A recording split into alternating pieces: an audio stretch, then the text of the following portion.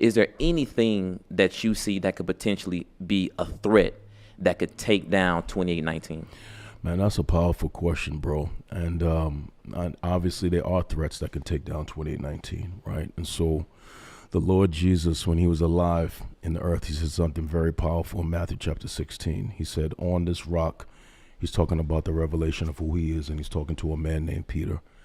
I will build my church, and the gates of hell will never prevail against it. And so we understand that satanic forces cannot destroy the church of Jesus Christ.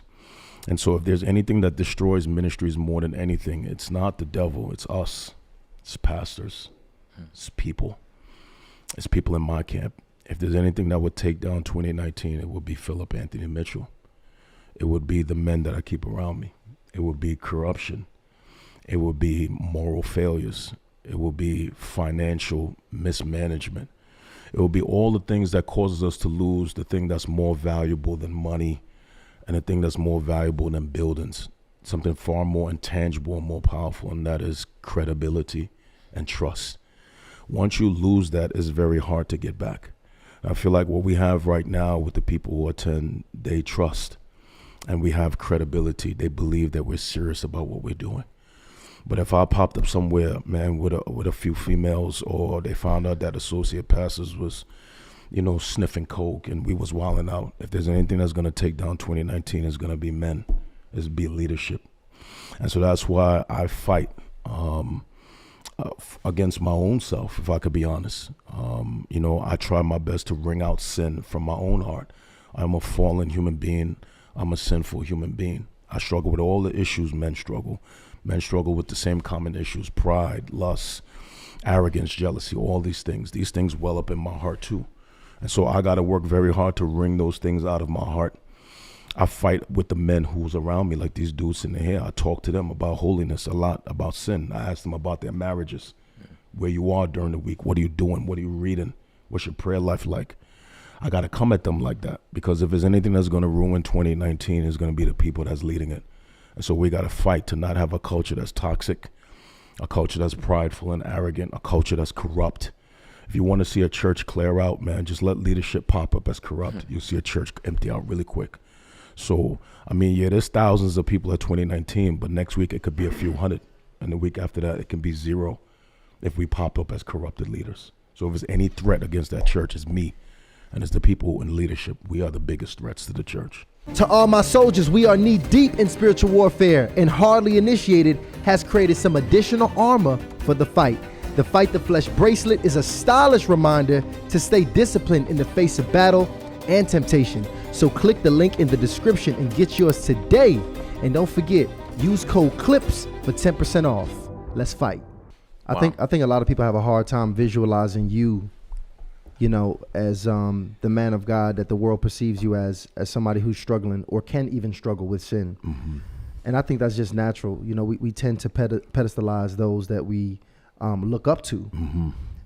What does that actually look like to you, though? Like, what does you struggling with sin looks like on a real level? And can you give me a visual of what is like your routine? Like, how do you keep yourself centered and strong? Because I know we hear things like, I fight it, I battle it, I get it out my heart. Yep. But like on a day-to-day, what does that really look like to get it out your heart? Yep. And what does even you struggling with lust look like to us, so we can even understand? Yeah, that's a powerful question. And so I want to first establish a truth, that there is no one who has ever walked the earth who's perfect except the Lord Jesus Christ. And so every person struggles with sin. We were born in sin. We commit sin. Everybody's sinful. I struggle with sin. The great Apostle Paul, who's heralded as probably one of the greatest preachers in the entire history of the world after Jesus himself, he struggled with sin, and he documented that. In Romans chapter 7, in the back half of Romans chapter 7, Paul said, the things I don't want to do, I keep finding myself doing. And the things that I should be doing, I don't do. And if you read the back half of Romans 7, you'll see a godly man confessing his struggle with sin, although he does not tell us what that sin is, he struggles. So we need to establish that right now, because it's important for people to understand that the scriptures have not been sanitized. The scriptures is a historical record of real men like you and I who have struggled with sin, like Moses, who was a murderer, and Paul, who struggled with sin, and David, who struggled with sin. So that's number one, right? And so my struggles with sin is common to all men, right? I struggle with things like pride, arrogance, jealousy, covetousness, lust, all these things that have passed through my heart. These are common struggles that I've struggled with, especially in this season of my life where things are growing around me so fast. It's very easy for me to struggle with pride. The last time I felt pride creep up in my heart, I told my staff I had to go away. I told my staff, and I locked myself in a hotel room for a week with a bottle of water, a jug of water, a notepad, and a Bible, and I had to spend a week with the Lord in fasting and prayer to wring that pride out of my heart. I started feeling some kind of way because of the growth of our church. And so what sin looks like to me is the same thing it looks like to you, right? You see women and you feel some kind of way, don't you? Absolutely. We're real men in here, right? Right. I know you're a lady in here, but let's just keep it real. Right. Keep it 100. It's not like you blind, right? You see women, you feel some kind of way, right? You're doing good on your podcast, you feel prideful. You see a dude with another car, you feel covetous. You see somebody with a better house, you feel jealous. Men, the struggles of men is common. We just front like we're perfect, but we're not honest enough to have these conversations. So I think all the struggles of men are common. And I think we do ourselves a disservice. I'm about to keep it 100 right here. Please. I feel like spiritual leaders do the culture a disservice by creating veneers of perfection. Because when we do that, we have men like you who look up to pastors and you feel like they're at a place you can't get to because you think they're so perfect and you think they're so holy and you think they're so righteous. And because you have no knowledge about their own struggles, you put them on a pedestal because you lift them above humanity.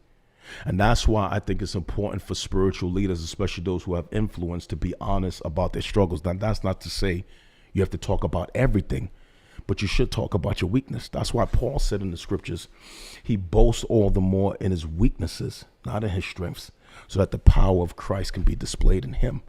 If I talk to you about my struggles, that gives you hope. You say, oh, snap, Philip Anthony Mitchell struggled with sin. Philip Anthony Mitchell has issues. That automatically gives you hope that if God can use a man at that level who is also struggling with stuff, that gives you hope. That gives you more hope than if you thought I was so holy you can't get to where I was. That's facts. Facts? Yes. Right. And so I want to establish that. And so the way I deal with my sinful nature is this thing I wring out sin from my heart. So it's like this rag I got right here, right?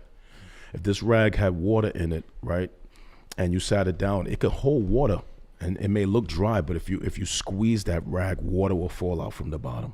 Right? So we have sin in our hearts. And so what this looks like for me practically is that I get into my prayer room, and when I go in there, I'm honest with God. I think we do ourselves a disservice when we go into God's presence and we're trying to sanitize our prayers. It's like there is no ambiguity with sovereignty. So God already knows all of your struggles. It makes no sense for us to hide that from him. So let's say I go in there and I know I'm dealing with pride.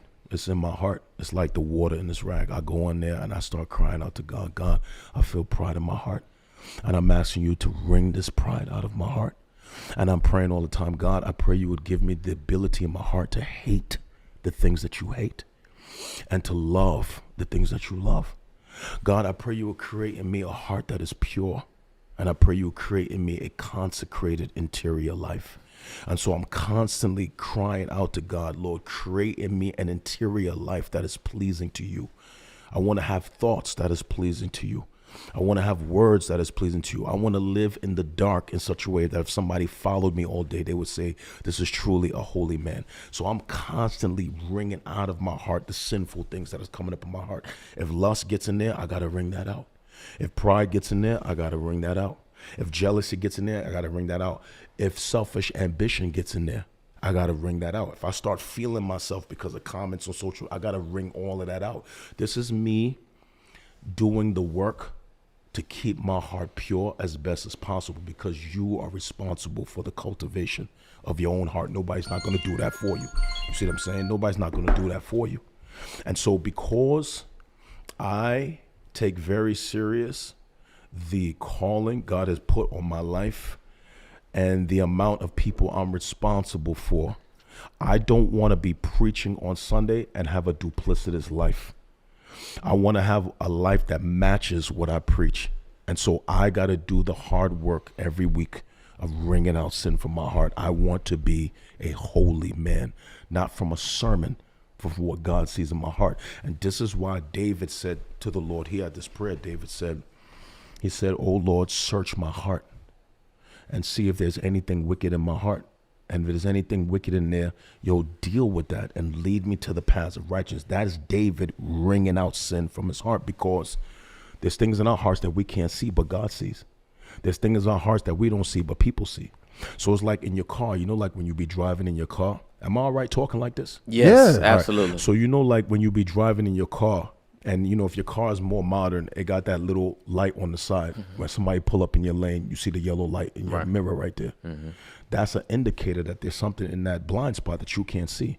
Now, you can't physically see that car there, but that indicator light is telling you there's something there. It's the same way there's things inside of us that we can't see, but there's indicator lights in our life telling us that. But your marriage is in trouble. You can't keep a friend. You got bad relationships all the time. Every relationship you get in, people are walking away from you. That's an indicator light something is there. So if you're going to just keep hopping out of beds or hopping out of bad relationships, at some point in time, you got to realize something is wrong in me. Even though I can't see, people keep telling me the same thing all the time. So there's sins that we know and sins that are in our life that we don't know. So we need to be wringing out our hearts from the things that we do know and asking God, search my heart for the things that I don't know. When I say God, search my heart, this is me saying, God, show me all the things that's in this indicator light, this lane right here that I can't see. And I feel like, I'm going to say this and I'm going to stop right here. I feel like I was sharing it with your engineer when we came up here. He was asking me like, "Oh, why you talk about sin so much?" And I said to the dude, I said to the brother, I said, first things first, I've been teaching Matthew for 2 years. I've been in a series of Matthew for 2 years. When I started that series, nobody knew 28:19 existed. By the time God amplified our microphone, I just happened to be in the chapters in Matthew that's dealing with sin. So that's all people think I talk about. No, God amplified the microphone when I got to those chapters. So maybe God wanted the culture to hear about sin.